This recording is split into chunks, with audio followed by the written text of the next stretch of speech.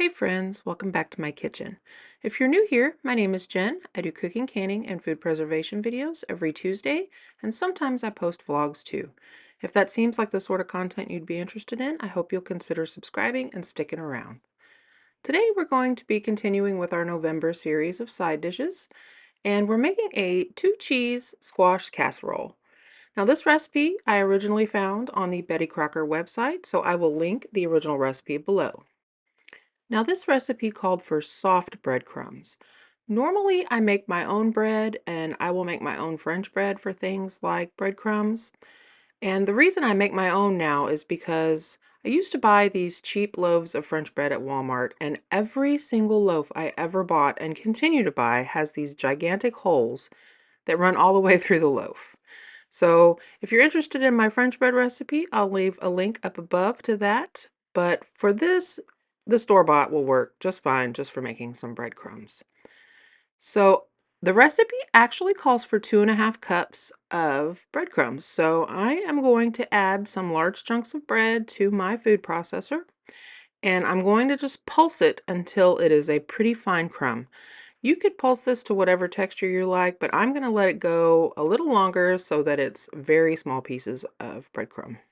And since I didn't use this whole loaf of French bread, I went ahead and just pulsed it all when I was finished. And I threw it on a cookie sheet and I toasted it in the oven until it was nice and dry. And I just added it to a mason jar and put it in my pantry. And I will use that up within the next month or so. Now this recipe calls for 4 pounds of yellow squash and 1 large onion. So I sliced all of my squash and I finely diced my onion, and I'm adding it to a pot of boiling water. Now you're not going to cook this until your squash is completely soft and falling apart. I'm only going to let this simmer for about 8 minutes, just until the squash starts to soften. You don't want to overcook it at this point because it's going to be baked in the oven, and if you cook it mushy here, by the time your squash gets out of the oven, there's not going to be anything left. It's going to be mush casserole.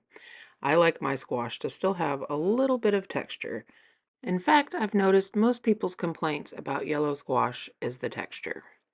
So once that's boiled for about 8 minutes, I went ahead and drained it, and I'm going to add it to a really large bowl. And then I'm just going to kind of spread it out a little bit so it can start to cool and some of that excess liquid can evaporate off while it cools. Now, for all of you that have gardens, I want you to know that this would be an excellent place for you to use cucuzzi or perhaps some of those tromboncino squash that you are hoarding in your pantries right now.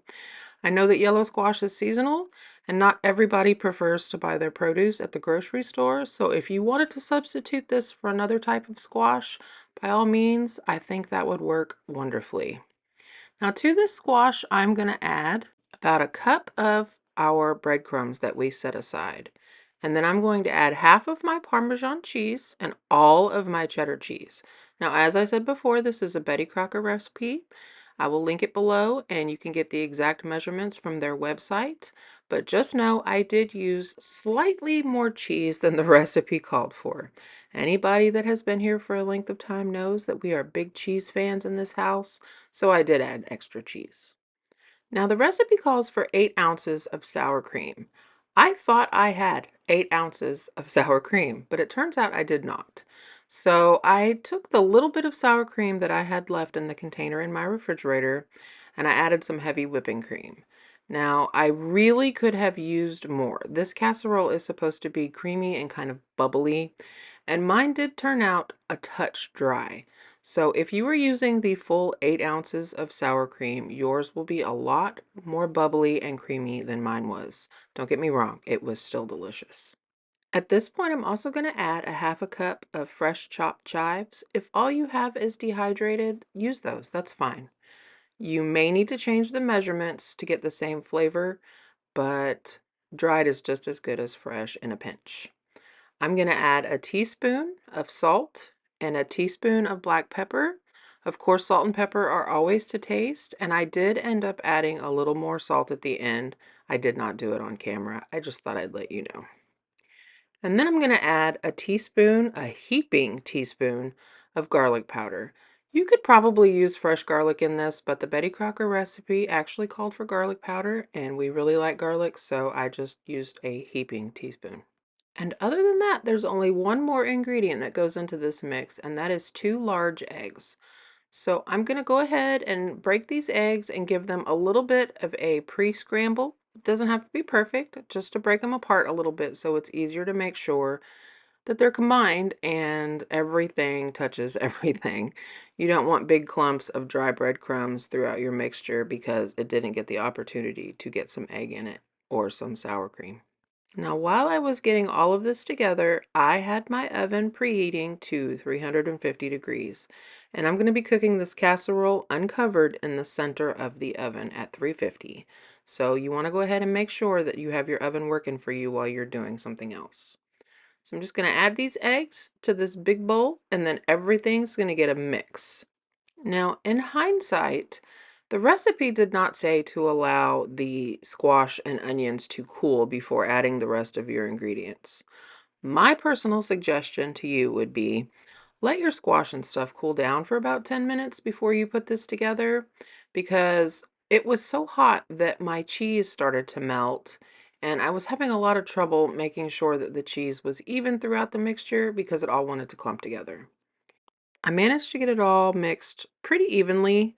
I was also trying to be kind of careful not to break up my beautiful little rounds of squash. I wanted them to be intact, so just stir carefully, maybe fold more than mix, and just take your time with it. Once I got everything mixed really well and evenly distributed, I added it to my 9 by 13 glass casserole dish that I went ahead and sprayed with some nonstick cooking spray. I did not want my squash and cheese mixture to stick to the bottom of this glass pan because that could be an absolute nightmare to clean later.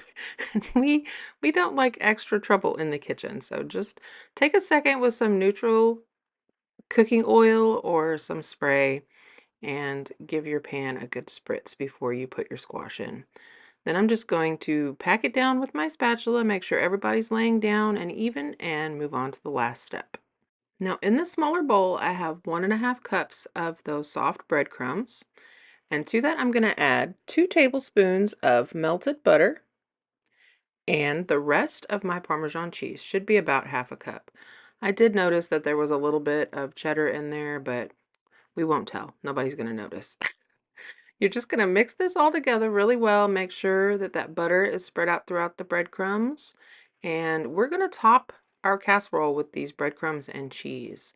Now, I do think that if you didn't have breadcrumbs for some reason, you probably could substitute butter crackers both inside the casserole and on top.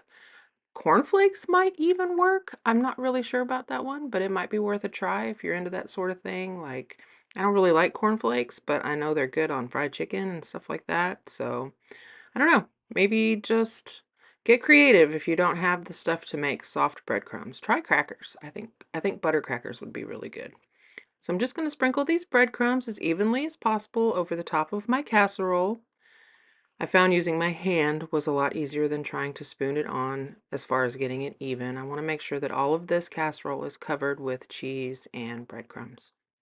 After eating this casserole, I have to say, if I hadn't been out of Parmesan cheese, I probably would have added extra Parmesan cheese to this. When you bake Parmesan cheese, it just gets a really nice crispy texture, and I thought that would have added a lot to this casserole. So into the oven it went. I baked it for 40 minutes at 350 degrees, and then when it was done, I removed it to a cooling rack. You're going to want to let this set up for a while before you try to cut into it.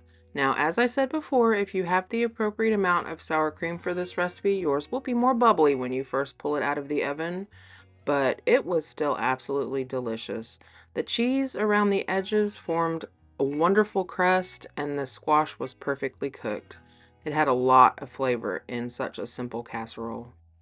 I really hope that you'll consider adding this recipe to your family's dinner table or your holiday table. And until next time, friends, happy cooking!